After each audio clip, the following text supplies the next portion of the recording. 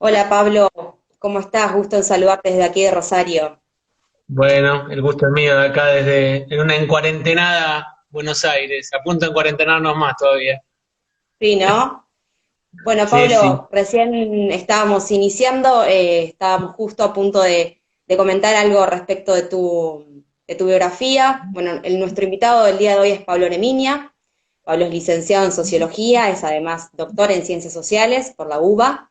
Es investigador del CONICET, con sede en el Instituto de Altos Estudios Sociales de la UNSAM, investigador asociado también de Flaxo, y es docente de grado y de posgrado de varias universidades, entre ellas de la UBA, de la Universidad Nacional de San Martín, de Flaxo, y también de la Universidad de Bolonia.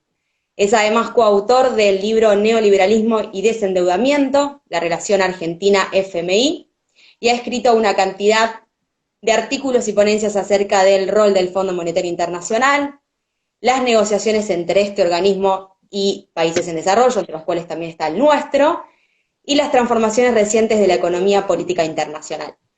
Hace poquito leía un tuit que me pareció bastante oportuno para remarcarlo hoy por hoy. En el Día del Profesor Universitario decía, Leminia logró que le pierda un poco de miedo a la economía, así que me parece que es la mejor presentación para vos, Pablo. Es muy valioso ese aporte para que todos podamos comprender la economía. Bueno, gracias. Bueno, hoy con Pablo vamos a estar conversando sobre la deuda, las deudas soberanas y sobre el rol de algunos organismos multilaterales de créditos, especialmente el Fondo Monetario Internacional. Pablo, si te parece, vamos a arrancar con los países desarrollados endeudados. Dale. Eh, Recientemente se ha dejado entrever, de alguna manera, que economías como por ejemplo la de Japón tienen una alta relación en el ratio de lo que es deuda PBI. ¿Por qué crees que no se habla de la deuda de estos países desarrollados? Principalmente se generan crisis de deuda y esto se explica en gran parte porque se endeudan primero en moneda nacional, no necesitan recurrir al endeudamiento en moneda dura, en dólares, ¿sí? O en euros, o sea, en monedas que no imprimen, y después porque la población, los actores económicos locales, individuos y empresas, muestran alta disposición para prestarle al Estado. ¿Sí? En el caso de Japón, por ejemplo, un caso Claro. para paradigmático, las empresas japonesas y los ciudadanos japoneses están dispuestos a prestarle al Estado japonés, a destinar su excedente, a prestarle al Estado eh, japonés. Ahí hay una historia interesante y pone de manifiesto el carácter sociológico de los fenómenos económicos, ¿no? Cuando se produjo la crisis, en un momento en los 90, cuando se produce la crisis de deuda en Japón, eh, el Estado lo que hizo fue bajar las tasas de interés para incentivar el gasto. Ahorren menos y gasten más. Y la respuesta, por tradiciones culturales de los japoneses, fue: no, vamos a ahorrar más todavía, porque como la renta financiera que obtenemos es más baja, vamos a ahorrar más todavía, vamos a gastar menos. ¿Sí? Lo cual pone de manifiesto que las respuestas económicas no son las mismas en todos los contextos, ¿no? Exacto. Y respecto a la situación real de los Estados Unidos con las deudas, ¿qué opinión tenés al respecto? Estados Unidos tiene lo que se conoce como el privilegio exorbitante de emitir la moneda en la cual ahorra y comercia el mundo. ¿Sí? Más del 60% de las reservas internacionales están denominadas en dólares, más del 40% de las transacciones internacionales se hacen en dólares, la mayoría de los contratos a futuro de las materias primas están denominados en dólares. El dólar es la moneda dominante. Ujú. Por lo tanto, el mundo demanda dólares. Eso significa que le permite a los Estados Unidos tener un déficit externo. El déficit externo de los Estados Unidos es el superávit externo del resto del mundo, que gustosamente o no, ya sea por necesidad, por estructura, atesora dólares. Estados Unidos puede hacerlo por esa situación.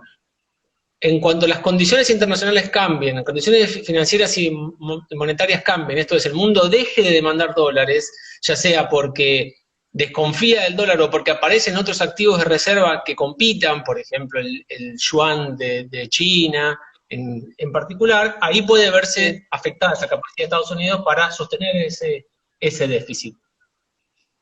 Muy bien, muy claro. Bueno, nos vamos ahora a los países en desarrollo y sus deudas. En este Claro. caso, bueno, venimos a casa, ¿no? El caso argentino y su reciente suerte de incursión en el default técnico es para algunos economistas, como por ejemplo del economista Joseph Stiglitz, un presagio de lo que puede llegar a suceder con otros países que están en situaciones similares a la de Argentina.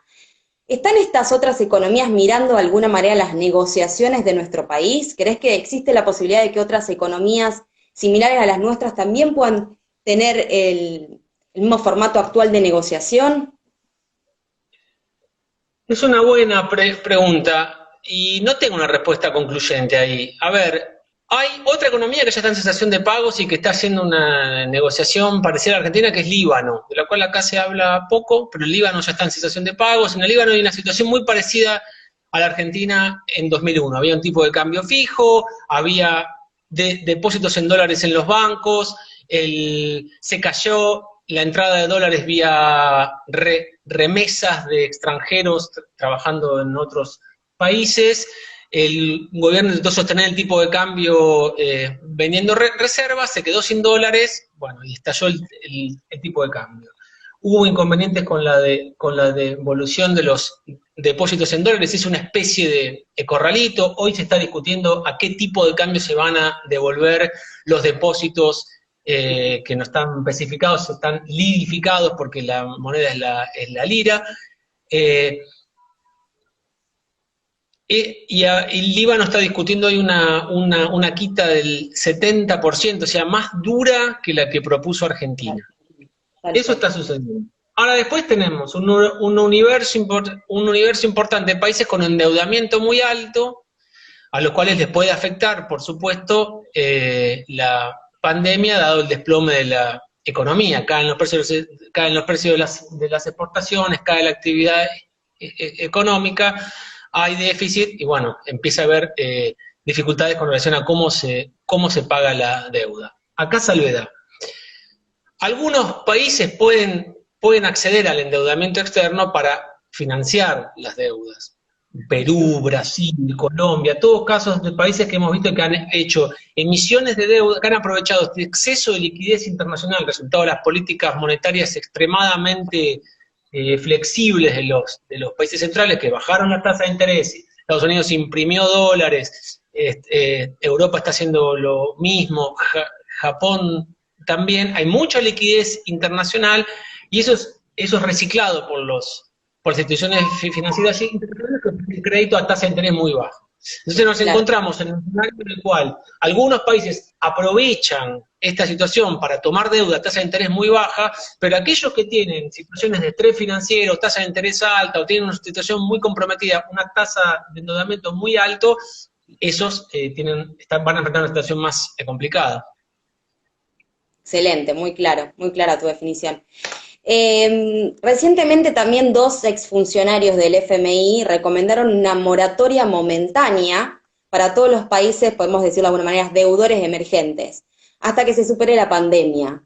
Se trata de una propuesta que fue planteada por el ex jefe del organismo, Kenneth Rogoff, y la ex jefa de investigadores e investigadoras de esta entidad, Carmen Reinhardt. ¿Crees que este tipo de propuestas, este tipo de iniciativas, tiene algún asidero, alguna incidencia en la arena internacional? Inciden, limitadamente. Es mejor eso que nada, ¿no? Pero tienen una incidencia limitada desde los márgenes, digamos. A ver, ahora un poco más seriamente, la política internacional se hace por diferentes vías, ¿sí? Se hace con el poder duro el de las corporaciones, el de los estados, y el poder blando en el cual la construcción de ideas, con consenso a través de las han hecho más sus aportes, ¿no? No es solamente martillo y bota, cuál es la política internacional, o con billetes en este caso, ¿no? Sí. En el plano de las ideas, entonces, esto es importante porque tenés figuras destacadas del pensamiento económico y financiero internacional que están poniendo el acento en una situación y que pueden convocar a otros, ¿sí? A otros especialistas. Lo importante, eso cambia, eso logra torcer un poquitito el status quo y cambiar un poquitito la situación cuando eso empieza a permear en los funcionarios, en los gobiernos. Una cosa hasta ahora queda en la academia, sigo en los espacios en las instituciones, en los think tanks, digamos. Lo importante es cuando eso empieza a permear a las instituciones financieras internacionales y a los gobiernos. Las instituciones financieras internacionales se han mostrado muy rápidas y muy atentas a escuchar esto. De hecho, el Fondo Monetario, el Banco Mundial menos, pero el Fondo Monetario tenía una actitud muy activa con relación a recibir y ser receptiva de estos discursos. Bueno, hay una resistencia muy importante de los países centrales, en especial de los Estados Unidos, con relación a esto, de proponer una gestión caso por caso y no general. Y entre los países, ¿te parece, en los países que están en la misma situación, ¿te parece que se puede aunar, digamos, fuerzas, acompañando también los discursos y las iniciativas de estos especialistas? La pregunta es muy buena también. En el año 85, Guillermo...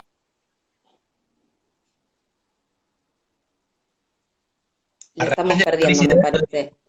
¿Por qué no se unen y negocian juntos? Y bueno, porque lo obvio muchas veces es difícil de conseguir, ¿no?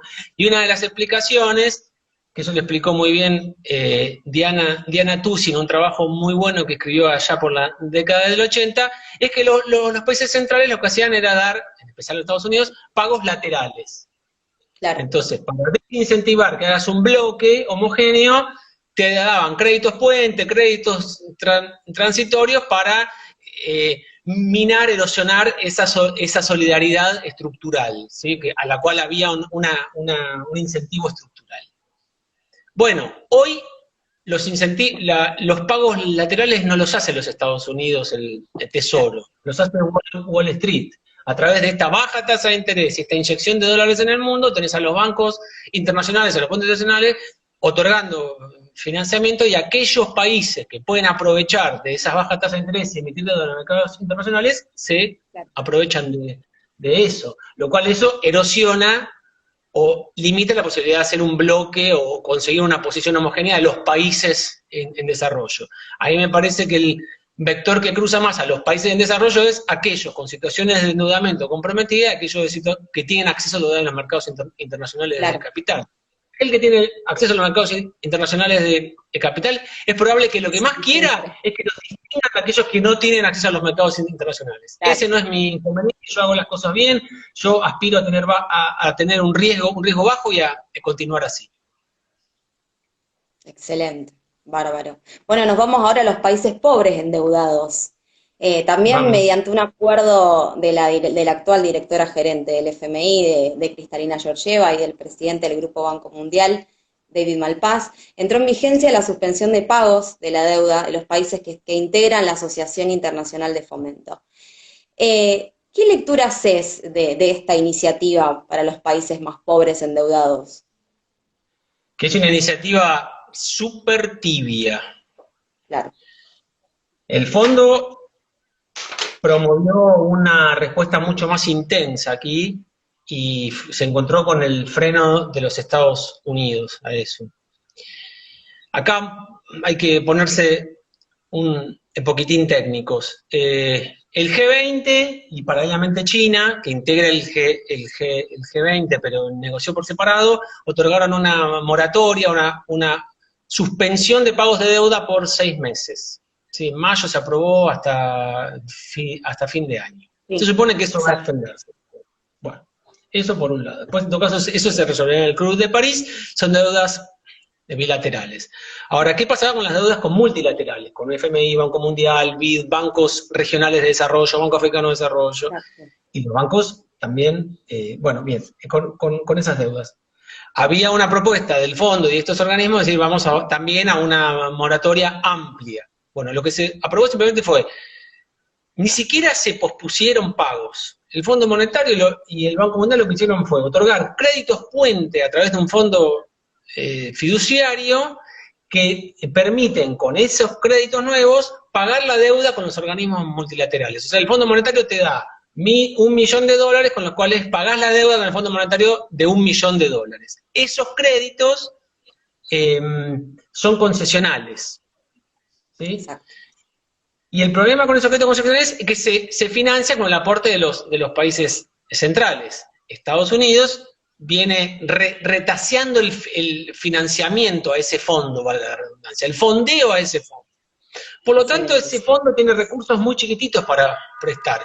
Y por eso te encuentras a Kristalina Georgieva diciendo recurrentemente que llama a los países centrales a comprometerse a hacer aportes. ¿Para qué? Para fondear estos fondos. Para que permitan otorgar financiamiento concesional a los países más pobres, que hasta ahora simplemente alcanzó a 25 países, ni siquiera los 76 que fueron alcanzados por la de los 20. Bárbaro. Mi sensación en ese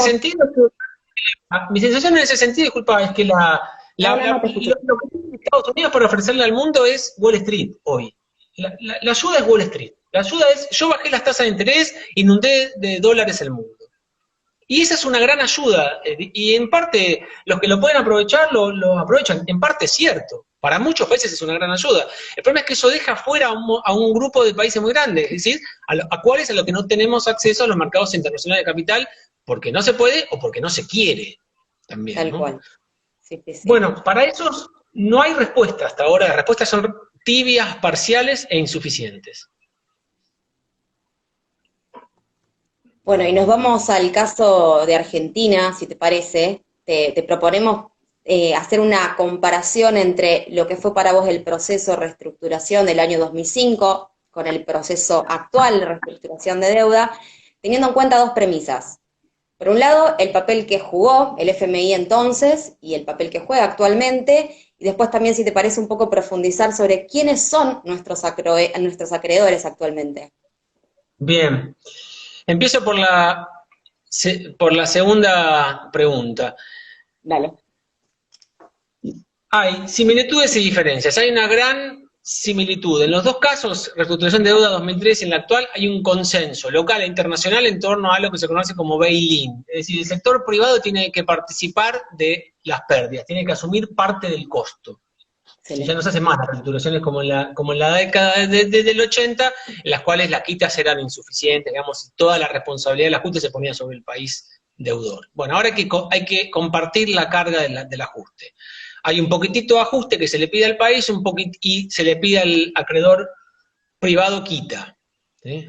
Entonces, en eso es parecido. Pero hay dos grandes diferencias. En primer punto, el rol que juega el FMI, y en segundo punto, el tipo de acreedores con los cuales se está negociando Argentina. Empecemos por esto último. Argentina, a diferencia del canje, en el canje del 2003, negociaba con actores privados muy dispersos y poco sofisticados. Algunos se acordarán de los famosos jubilados italianos y japoneses que habían invertido sus ahorros en títulos argentinos. Bueno.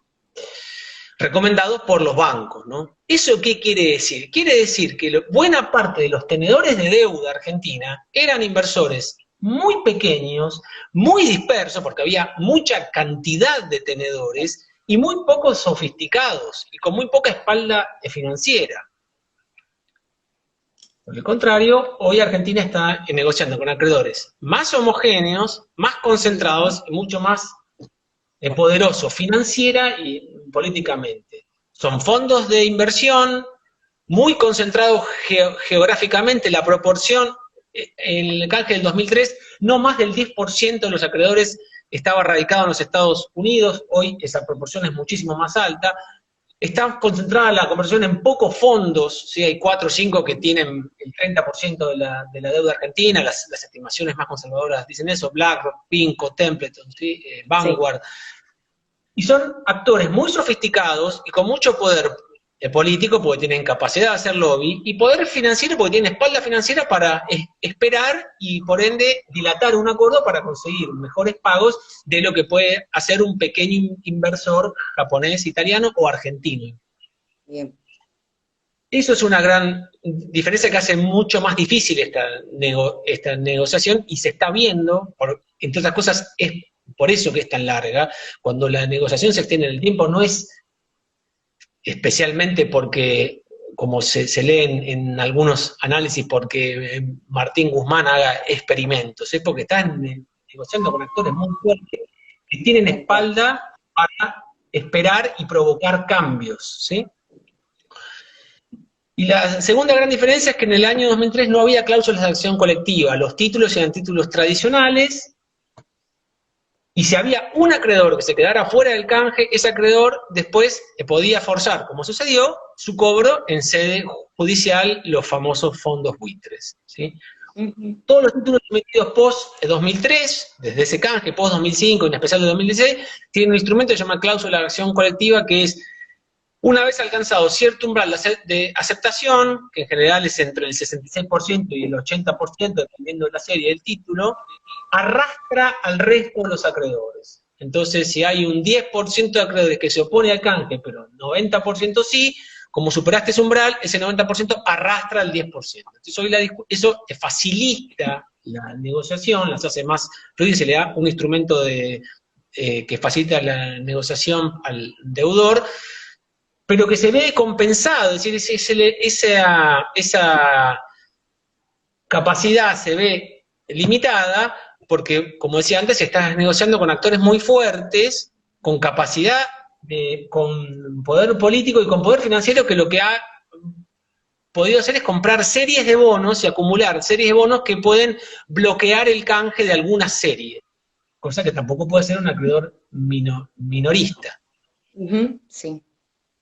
Eso por un lado. Y con relación al Fondo Monetario, el rol del Fondo Monetario es diferente por dos motivos. El primer punto, la exposición. El fondo está mucho más expuesto hoy en términos financieros de lo que fue en 2003. 2003, Argentina, la deuda total con el fondo era no más del 5 o 6%, hoy supera el 10%. Y la deuda argentina con el FMI, mientras que Ujú, en el año 2013 era aproximadamente el 15%, hoy es casi el sí. 50%, hoy es casi el 50%, está mucho más concentrada la deuda argentina, es el resultado de que Argentina le pidió mucho, le otorgó el Fondo Monetario de Argentina mucho financiamiento muy rápido, básicamente para financiar la campaña de Macri hasta las elecciones, lo cual es raro, digamos, porque esto se explica muy sencillamente, porque el Fondo Monetario desembolsó 3/4 de un stand-by en un año, cuando son Sí. créditos escalonados que en un año se desembolsa entre un tercio y la mitad como mucho. Eso pone en manifiesto el apoyo político del fondo. Entonces, el fondo tiene mucho capital hundido en Argentina, por lo tanto tiene una exposición muy alta a lo que sucede en Argentina. Si la situación en Argentina va mal y eso impacta en la capacidad de pago con el Fondo Monetario, eso puede impactar las finanzas del fondo. Ujú, Eso permite entender, en parte, por qué el Fondo Monetario muestra una actitud más conciliadora y más proclive a los intereses del deudor, a diferencia de lo que fue en 2003, que jugó claramente, tuvo una posición claramente favorable a los acreedores. De hecho, Argentina en 2004, en el medio de la negociación, suspendió el acuerdo con el fondo y continuó la reestructuración sin la mediación del fondo, claramente porque estaba jugando, porque su posición era favorable a los acreedores. Hoy es otro escenario y hoy muestra una actitud, hasta ahora, bastante de apoyo a los intereses del deudor. Por convicciones un poco, porque el fondo no es el mismo que el de 2003 y tampoco es el mismo que la década del 80, ha ido aprendiendo que exprimir a un deudor lleva a la implementación de políticas económicas insostenibles económicamente e inviables políticamente que generan crisis e inestabilidad. Pero además, por interés económico, porque cada dólar que la Argentina se ahorra de pagarle a los acreedores privados es un dólar más disponible para que el FMI cobre y salga, digamos, más rápido de Argentina, digamos, que reduzca el riesgo argentino. bien, bien. Bueno, tenemos algunas preguntas ahí, estoy viendo que nos están compartiendo. A veces, la otra vez escuchaba también en un video que hablabas que los dividías a los acreedores en 3 grupos. ¿Te parece contarnos algo de...? En 3 grupos. Ah, En 3 grupos. Y me ah, pareció bastante didáctico eso.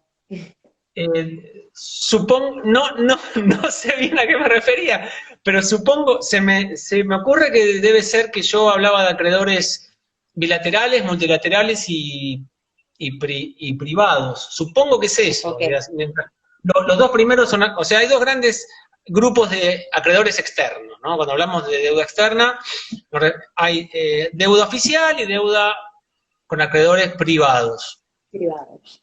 La deuda oficial es bilateral entre estados, ¿sí? Son los créditos, el Exim Bank, los créditos de prefinanciación de importaciones, exportaciones, o la deuda, mucha de la deuda china con otros países en desarrollo es deuda bilateral que se hace a través de empresas públicas chinas, bancos chinos, o deuda multilateral, con organismos multilaterales, FMI, Banco Mundial, bancos de desarrollo. ¿Sí? Esa es una deuda, la oficial. Y la otra es la deuda con privados, que se hace esencialmente en la forma de títulos públicos. ¿Sí? Hoy Argentina está reestructurando esa, y una partecita de esa. Ahí una de las preguntas decía qué va a pasar con la deuda argentina. Bueno, Exacto. Argentina, yo ya me hago el experto. Es el primer día que hago esto y ya me hago el experto. Buenísimo.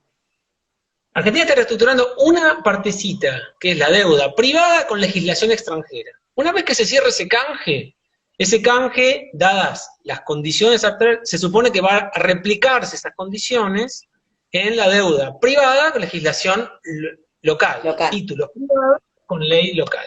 Esa va a ser otra reestructuración. Después va a venir una tercera reestructuración que va a ser con los multilaterales, con el fondo. Que en realidad no hay reestructuración, hay una refinanciación de pagos. Se va a firmar Bien. un acuerdo para que permita tener financiamiento para que se pospongan los vencimientos impagables de 2022 y 2023. Y después va a venir otra refinanciación que ya anunció el ministro Guzmán que quiere hacer, que es la del Club de París, Club de París. bilateral oficial. Estamos en el primer frente todavía. En el primero, no hemos concluido el primero y faltan otros 3 más. Sí.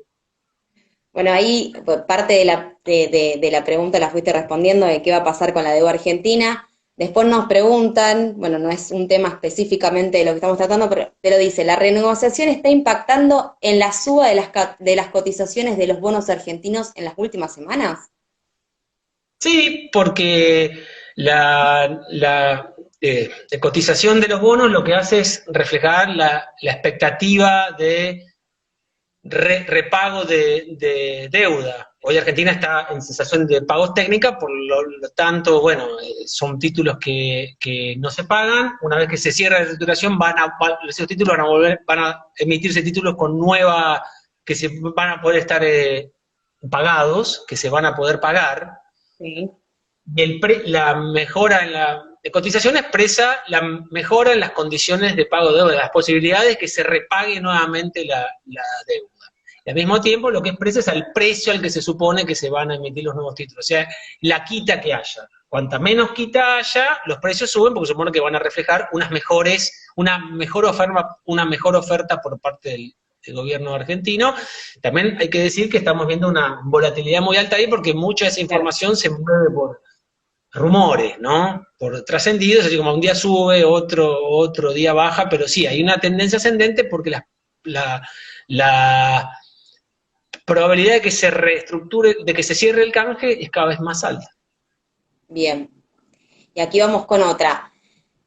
Florencia pregunta, ¿los efectos económicos de pandemia van a afectar la postura de Argentina o del fondo? También es buena esa.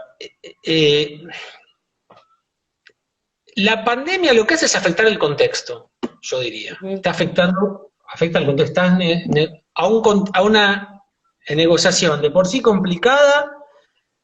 La pandemia genera un impacto en 2 sentidos. Primero, un impacto económico, los indicadores económicos se deterioraron en todo el mundo.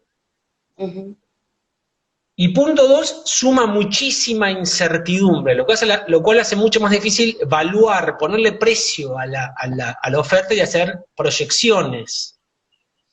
Cuando vos decís, entonces cuando vos te sentás a hacer la negociación y decís, bueno, de acá a 5, de acá a 10 años, si de por sí es hacer difícil una proyección para un país periférico, imagínate, sumale a eso un contexto de pandemia. Yo no sé cuándo se restablecerá la normalidad, Claro. cuál será esa nueva normalidad, qué implicará en términos económicos y financieros para los países periféricos, para la Argentina en particular. Eso hace más difícil hacer proyecciones, por lo tanto es más difícil hacer cálculos en términos de cuánto vale la oferta, si lo que me ofreces es mucho, es poco, ¿sí? O sea, de por sí, algo complejo se hace más complejo. Eso por un lado. Y por el otro, me parece que también impacta en términos de, bueno, si la situación económica empeora, y como dijimos al principio de esta charla, es probable que haya más casos de crisis de deuda, estemos yendo a un escenario de crisis de deuda, esto no lo digo yo, gente que sabe muchísimo más, como Kenneth Rogoff, dice, ojo que estamos yendo a un escenario de crisis de deuda más generalizada. Uh-huh. Bueno, eso puede servir como incentivo para que los acreedores acepten esta oferta. Intuyo que el ministro Guzmán debe estar usando esto como argumento para, eso de por sí es un endulzante esta oferta. Es decir, Sí, sentarme a negociar y hacerte una oferta de por sí está mostrando predisposición. Porque si yo me salgo y me siento a esperar, es probable que si yo me salgo, las condiciones sigan empeorando. Por supuesto que empeoran las condiciones económicas y políticas del país, pero empeoran las condiciones internacionales. Sí, bien. Bueno, nos vamos con una última, más global, que nos mandaron hace unos días por aquí, por la cuenta de Instagram. ¿Crees que hay alguna alternativa para pensar, como se hizo en algún momento, en modificar, reformar el régimen internacional de reestructuraciones de deudas externas? En términos normativos digo que sí, debería haber y debería ser un norte en especial para los países periféricos para los cuales la deuda es un nuevo mecanismo de dominación. No obstante, lo que yo pienso, también lo que observo afortunadamente es que hay iniciativas en este sentido. Recientemente, bueno, aparte del llamamiento de especialistas en deuda internacional que vos mencionaste hace un rato, la UNCTAD hizo una propuesta concreta de hacer una moratoria de deuda y retomar la iniciativa que se había discutido hace 5 años en el marco de la ONU a instancia de Argentina, de crear un marco de reestructuración de deudas soberanas en el seno de un organismo internacional. En ese momento se pensó en las Naciones Unidas y la UNCTAD retomó esto en virtud de que el mundo se dirige, en ausencia de coordinación multilateral, a una nueva crisis de deuda global. Bien. Recientemente también leía que algunos autores, algunos economistas plantean que hay que modificar estructuras, por ejemplo, como la de las cuotas del FMI. ¿Vos qué creés que eso pueda llegar a surtir efecto en este tiempo? Digo, ¿se va a iniciar de nuevo una rueda de pedir más créditos al Fondo Monetario Internacional? Porque parece como leí por ahí un comentario como es un gran camión bombero con una manguera que está un poco obsturada. Sí, y esa caracterización es muy precisa. Tiene mucho financiamiento que está siendo poco usado. Y está siendo poco usado porque los instrumentos que tiene, o sea, el tipo de financiamiento que otorga es un tipo de financiamiento que no sirve para la necesidad que hay ahora. Los países necesitan financiamiento de rápido desembolso con baja condicionalidad. Y para eso el fondo tiene un instrumento que es una facilidad de financiamiento rápido que otorga un financiamiento muy bajo, ¿sí? Alcanza al 100% de la cuota o un poco más. Sí. A Argentina le corresponderían un poquito más, casi 5.000 millones de dólares. Es un monto que es bajo, ¿sí? Claro. Por lo tanto, el fondo necesita cambiar sus líneas de crédito, aumentar los límites de financiamiento y reducir condicionalidades para que sean más atractivas. Por ahí nos encontramos con los límites que ponen, en especial los Estados Unidos, que dicen no, financiamiento multilateral no. Por ahora lo que yo ofrezco es dólares. Que por otra parte, frenar el financiamiento multilateral tiene una explicación estructural, sistémica, porque garantiza a los Estados Unidos demanda de dólares. Si yo voy a inundar el mundo, Claro. si yo voy a inundar al sistema financiero de Estados Unidos de dólares, esos dólares se van a reciclar a través de créditos privados al resto de los actores Exacto. internacionales. De Sí, alguna sí. forma, salvando la distancia, el financiamiento multilateral desplazaría la demanda de dólares del resto del mundo porque le pedirían al Fondo Monetario y no a los Ujú. bancos y a los Exacto. fondos de los Estados Unidos. Sí. Lo último, China, ¿qué papel juega en esto? Eso es para otro vivo. Pero brevemente, como para que nos puedas comentar, porque bueno, China también está teniendo un rol Bueno, bastante importante, sobre voy a todo con los hacer muy países de poco, América Latina. voy a decir algo muy poco original, que es China es una potencia en ascenso, esto se sabe. Estados Unidos es un poder en declive, me parece un poco fuerte, pero sí que está enfrentando competencia por parte de una potencia en ascenso que es China. Que no es general esa situación, depende de la dimensión de la cual se trate. En el ámbito militar, Estados Unidos sigue siendo la potencia dominante indiscutida, en el ámbito financiero sigue siendo una potencia importante, dependiendo del área. En el ámbito monetario sigue imprimiendo la moneda en la cual ahorra el mundo, sin embargo, en términos financieros sigue siendo importante, pero se encuentra con cierta, con comillas, competencia china, especialmente con los créditos y con una política muy activa de China de otorgamiento de créditos a países periféricos una política muy activa de inversión extranjera, ¿sí? De inversión china por parte de sus empresas en países periféricos. Esto en parte permite, hasta ahora los Estados Unidos se habían mostrado tolerantes, había habido cierta convivencia, la decisión, me parece, de Trump de nominar a Claver Carón para el BID pone de manifiesto que la convivencia, el tiempo de la convivencia empieza a frenarse, por lo pronto en el área financiera para la región, para América Latina, y empieza la competencia. ¿Sí? Me parece que una de las dimensiones en las cuales se puede ver la decisión de nominar a Claver para el BID es utilizar al BID como pivote para un regreso de los Estados Unidos en términos financieros a la región. Oficiales, al financiamiento que te otorga Wall Street, se suma el financiamiento oficial del BID. Estados Unidos sabemos tiene un papel preponderante en el BID. Si tiene al director gerente, bueno, claramente va a ser, eso permite pensar que va a ser un actor muy activo y muy importante compitiendo con el financiamiento chino. Recordemos que en la última década el financiamiento chino había superado al del Banco Mundial y al del BID. En los últimos años se había emparejado. Bueno, ante las perspectivas de que China va a continuar su financiamiento para la periferia y el avance de la iniciativa Ruta de la Seda, bueno, eso es interesante, por lo pronto en términos de cómo se puede ver en la región. Bien, bien.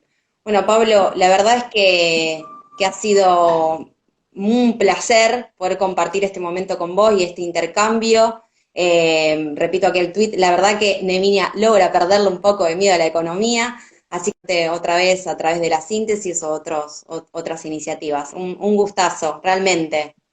Bueno, gracias a ustedes por la invitación, me sentí muy cómodo en el debut Ya en vas a poder esta. seguir haciendo otros, ya ahora arrancaste con este y vendrán próximos. Bueno, me sentí muy cómodo, gracias por el contacto y disfruten allá en Rosario, vayan a los bares, júntense, Seguimos se en fase extraña. 5 a ver hasta dónde llegamos. Bueno, Júntense. Pablo, Abrazo. un gusto nuevamente. Un Chao, gran hasta la saludo. próxima. Hasta luego. Hasta luego. Hoy así cerramos desde la transmisión en vivo de Síntesis Mundial. Nos estamos viendo. Saludos.